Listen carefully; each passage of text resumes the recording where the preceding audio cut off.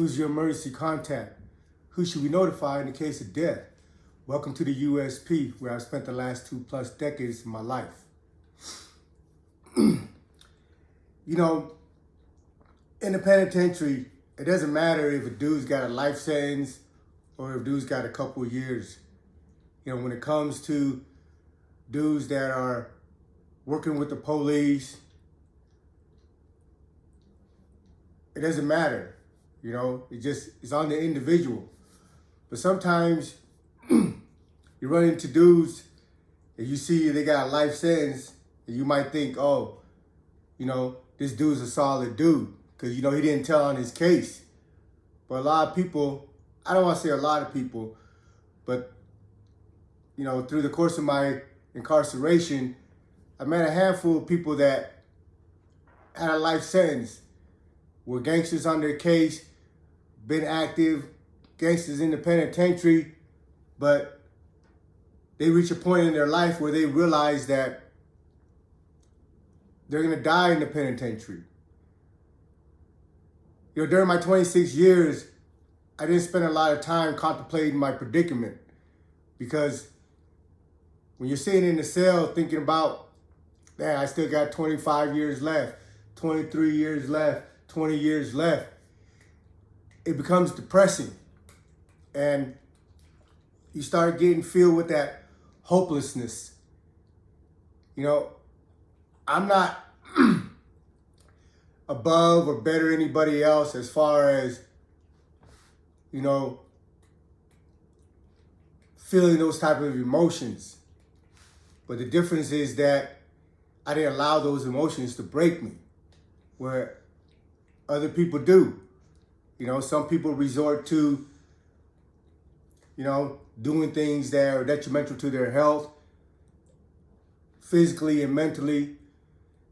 And some people start thinking that maybe they can work their way down by cooperating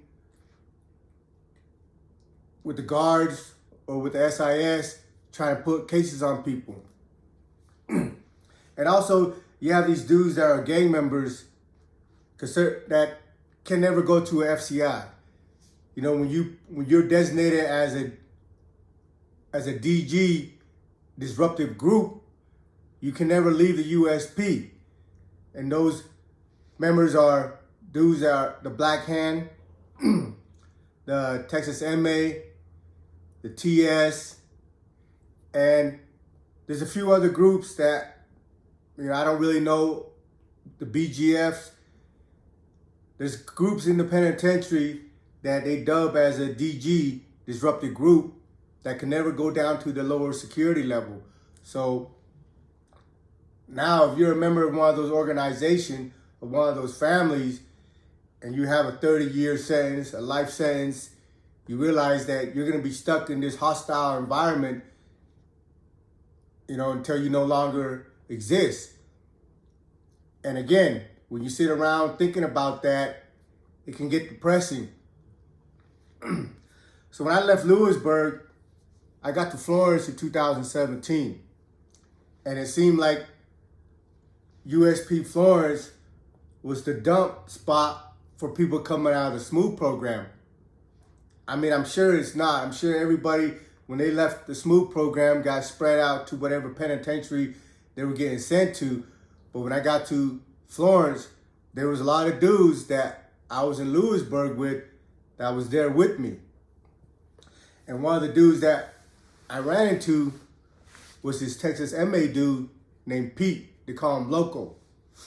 You know, when you first meet him, he comes off pretty aggressive. And he is pretty aggressive. Dude's been in ADX. Dude's got bodies. He's been an active, you know, he's been an active member of the organization, and he's built a reputation and got respect according to, you know, that lifestyle. I was introduced to him by the homie Rudy when I first came off the bus. You know, when I first came off the bus, Rudy brought me around and introduced me to everybody that's who, you know, who's who and what's what, so that everybody understands that, hey, even though I'm not a member of any of these organizations, they were just stamping me that, hey, this dude's a good dude. We function with this dude, and so on and so forth. Because, when you get out to a compound, it takes a minute for people to get to know you. But if somebody that has already been established there and already has respect there introduce you to the people that, the movers and shakers in the compound, it expedites your connection to things that you're trying to do. Because now people on the yard see that, oh, so-and-so was introduced to us, so he must be a good dude. And they're more readily to deal with you and function with you, as opposed to you just being a new face on the compound. So, every penitentiary I go to, I've always had somebody that was there before me that's already moving and shaking or has been established, got a lot of respect from the rest of the people around them, and they introduced me to the compound. So, my wife, when I first called home when I was in Florence, I was like, she's like, how's it over there? I was like, shit, I adjust real quick. And I don't know if that's a negative or a positive, because, I settle in real quick and get comfortable in the place that I go to. And after a couple of weeks, it seems like I've been there for years, But going back to the story, me and Pete got cool. He worked in the leather shop in Florence, and I'd go over there and chop it up with him and kick it with him, because I go over there and wait until we play handball between 10:30 and 12:30. And when I got there, the white boys helped me get a job as out in rec, so that I could stay out in the yard all day. Because if not, you can only rec with your block, because again, Florence is split up. But being able to work at rec, you can go out there whenever you want. So when I first got to Florence, there was a few white boys that knew me from Atwater, that knew what I had done in helping, the white boys in the riot with the Mexicans. So, words get spread around about, your deeds and your conduct. If you're a piece of shit, it's going to be known. No matter what compound you go to, there's always going to be somebody there that knew you from the previous compound and pretty much know the story why you left and so on and so forth. So for me, every time I left the compound, it was always in good faith. It was either through a disciplinary transfer because I got into it, or they just locked me up for an investigation and decided that they didn't want me there no more and shipped me out. There's never been any smear or anything negative on my character as far as, the things that we buy into according to convicts in the penitentiary goes. So I got to know Pete, and me and him got cool, But, I'm not part of their organization. I don't know all the intricate stuff that goes on within their family, within their politics, or anything like that. After I was there for a couple of years, around 2019, they had a dude that came, that was part of the Texas EME, that came on the compound. And when he came on the compound, word got out. Dude named Smiley. He happened to be the general for the whole organization. And when a dude like that of high stature, of high ranking hits the compound, everybody knows about it. It's just the way it is, So he came on the compound. He was put in a block with Pete. And while he was there, they're always trying to make moves and so on and so forth. But later on, about a year later, around 2000, before I was leaving, around 2021, the end of 2020, they had brought in another dude that was on the, there's people come off the bus every week, but just pertaining to this story, I'm mentioning a couple of these dudes. They brought in another dude that was high ranking, or was known in his organization, dude named Joker. And while through the course of their time, they're trying to bust moves. And busting move is, for the most part, is trying to, bring in narcotics or shit for their family to hustle, for them to make money. A lot of these gangs that are formed, especially if it has to do with the Mexicans, they're organized and formed really to push dope for the dudes across the border. The cartel brings the drugs over, and then they dump it off to establish gangs and families out here. And anybody know that if you're in that life, that drug, when you're dealing with the hard stuff, you got to be able to have an organization that can handle the funk that comes with it. And these families, these gangsters that are part of these groups and organizations, they're killers. They're nobody to be fucking with. They're serious individuals, and they have stringent rules that they have to abide by. Because if you don't have rules and laws and the will to enforce them, then it's going to be anarchy and every man for themselves. And it's not going to last long.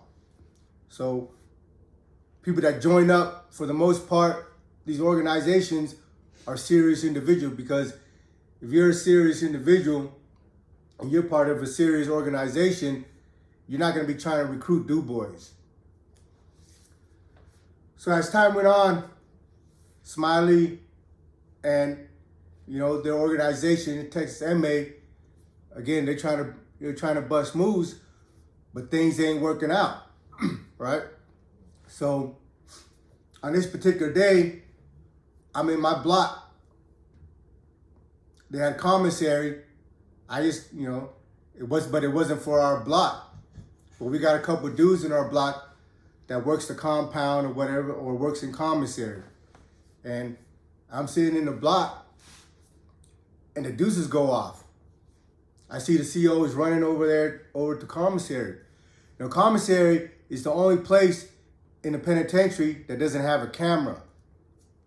But at this time, they would always place a CO in the commissary area, because I mentioned way back in my videos when I first got to Florence, my cellie, Eric Canoyer, got jumped on and got stomped out in the commissary over a bad jacket. Somebody tried to say he was a sex offender when he wasn't, and the dude that put the jacket on him was somebody that was trying to get off the line because of his bills and all that shit.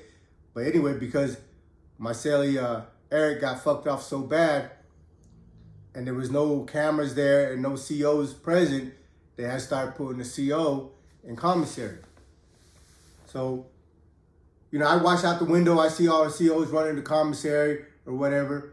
They're there for a minute, things get resolved.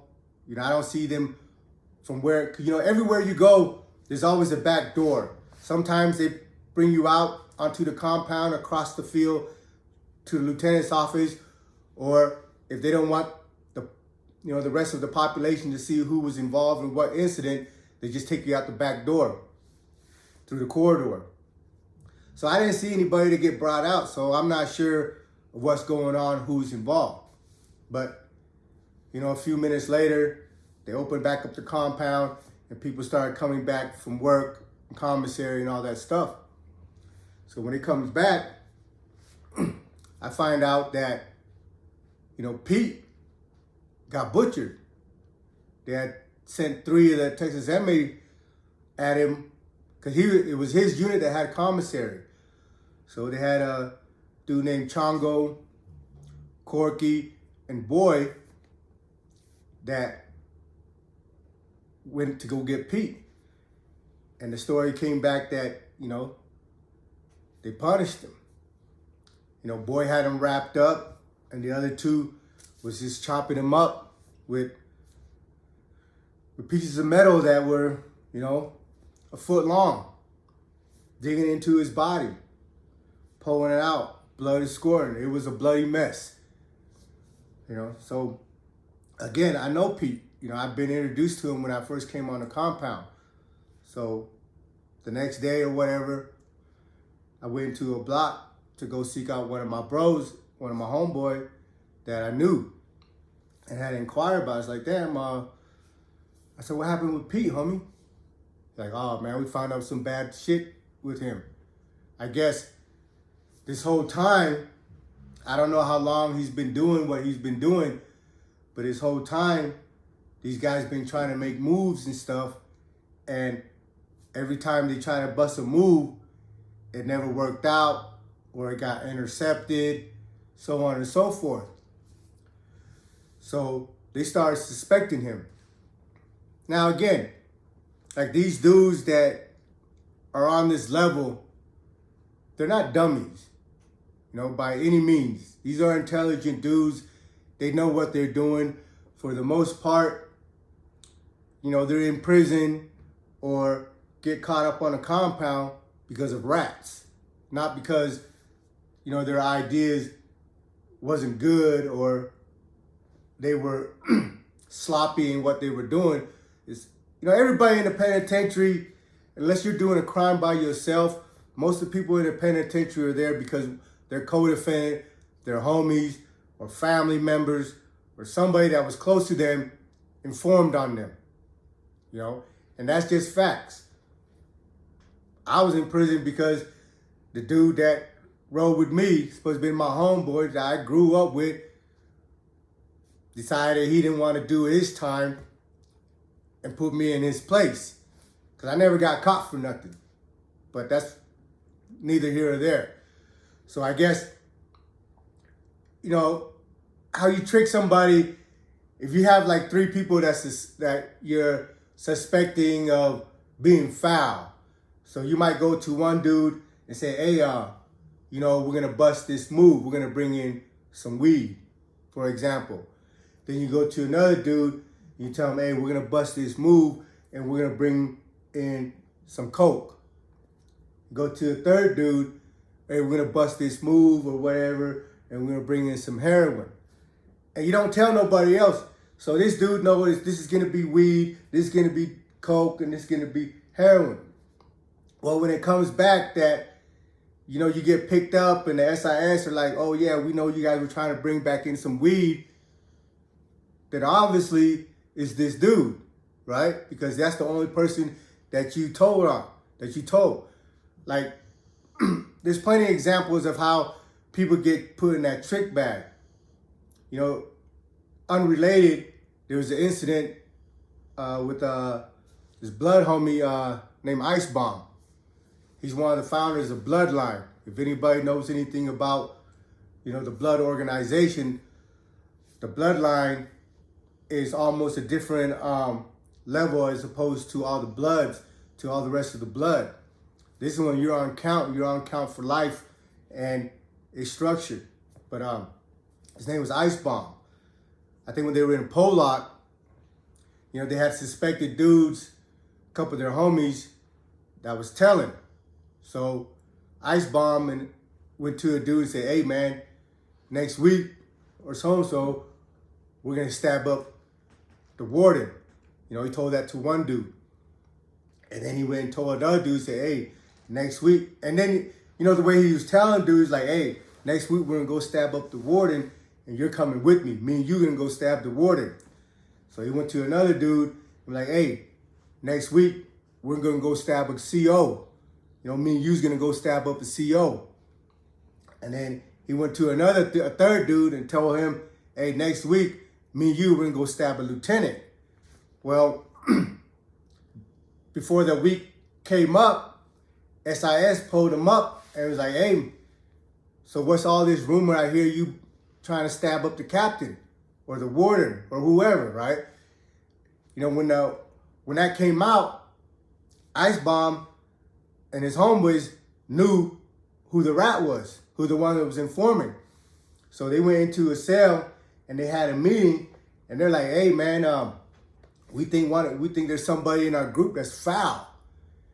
And the dude, one of the dudes just goes, yeah man, whoever did it needs to get fucked up. And Ice Bomb turned around and looked at him and was like, yeah, that bitch motherfucker was you. And they took off and stomped him out and stabbed him up and the rest or whatever. But, you know, once you start suspecting people, there's ways to, you know, find out who it is. So they did the same thing with this dude Pete.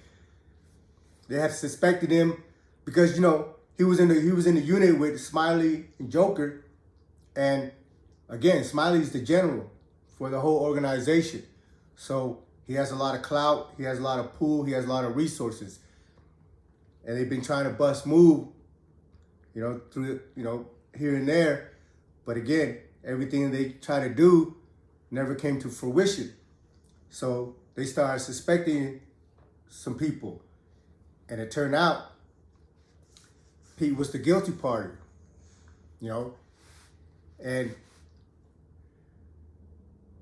I can't get into the mindset of those that turn and starts informing or starts betraying the organization, simply because of the fact that you joined this organization knowing what it entails. You know this is a lifetime commitment. You know until the day you die, you're a soldier. And if you get sent on a mission, you have to carry it out. Because it's the same for everyone that comes into the organization. Until you've earned your place where you're the one sending people on missions, you're a hitman, you're the soldier. And, you know, at the same time, it surprised me because dude's already got a life sentence. Dude's been in ADX, dude's been putting in work, he's got bodies. And again, he's never going home. So, you know, a lot of those people, you think that they committed themselves to this organization, that they've resigned to their fate of never going home and the rest. But, you know, when you're sitting down contemplating that reality, it does something to you. Or at least these handful that I've ran across that end up trying to inform to start knocking their time down. You know, somebody say, oh, they can't, SIS don't got nothing to do with you helping you getting home. Well, yeah, they do. Because when you help them catch a case on somebody in the penitentiary and it becomes a street case, they can go to court and tell the judge, hey, he was, you know, essential in helping us bring down this organization or help us bust this, you know, package of drugs that could have whatever, and get her and put in a good word with you with the judge. And the judge has the ultimate power. You can be facing a life sentence, but if the judge decides to fucking let you go because you're cooperating, he's gonna let you go. You're gonna be released. I know this for a fact because the dude that told on me was facing 10 to 15 years and didn't serve one day because he decided to put me in his place. He decided to get on the stand and testify against me. So all that minimum mandatory, all that shit, that's out the window. The judge has full discretion. If they feel that you've done enough to help them convict somebody or take down an organization, they can let you go home. Those are just facts, you know? So, you know, dude got life flighted. Dude P, he got life flighted, and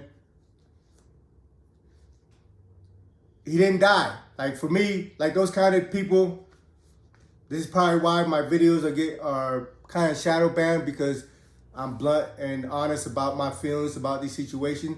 Like, I wouldn't miss a day. I mean, I wouldn't have lost any sleep if he didn't make it. Like, you know, I say again, I don't waste tears on busters. Once I find out that you's a buster, homie, it's fuck you and the rest of anybody that got to do with you, because I just don't believe in that.